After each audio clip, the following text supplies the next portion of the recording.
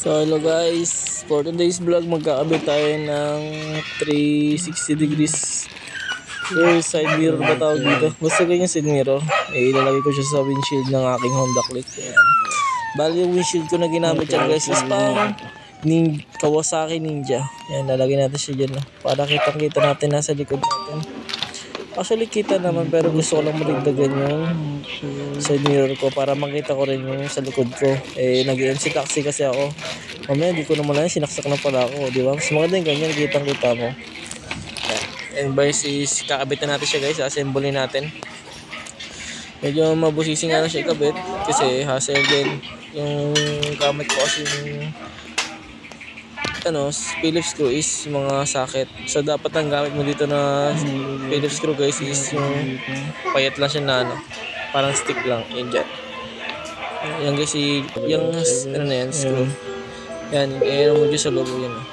Yan, papayat sa inyo. Yan, kailangan mo siya ipasok dun. Masikip yan kailangan mo pang ibuka talaga para pumasok yung screw.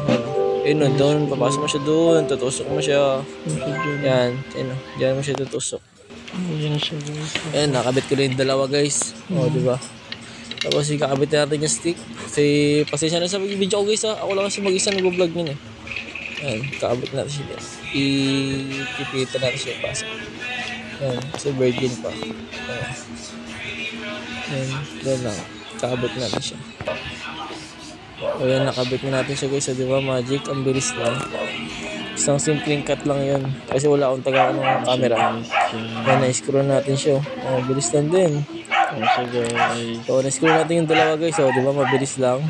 Diba? Tapos, ikabit na natin yung ibang parts. Ikabit na natin yung, yan, dyan kakabit yung, yan, okay na dyan, yan natin yung, okay na? Magic tape, para dumikit na siya dyan. Maganda kasi yan guys kasi yan is stretchable. Yan. Stretchable yan Yan. Diba?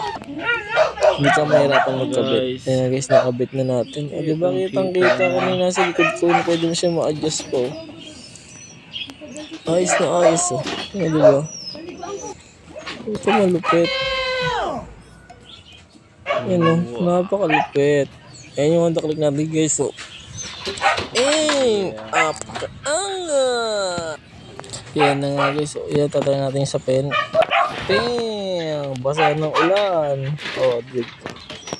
Yan, tamang lang ito natin guys. Bali yung setup ko kasi dito sa motor ko is Adventure Click. So yun lang guys. Please like and subscribe to my YouTube channel. Bye bye.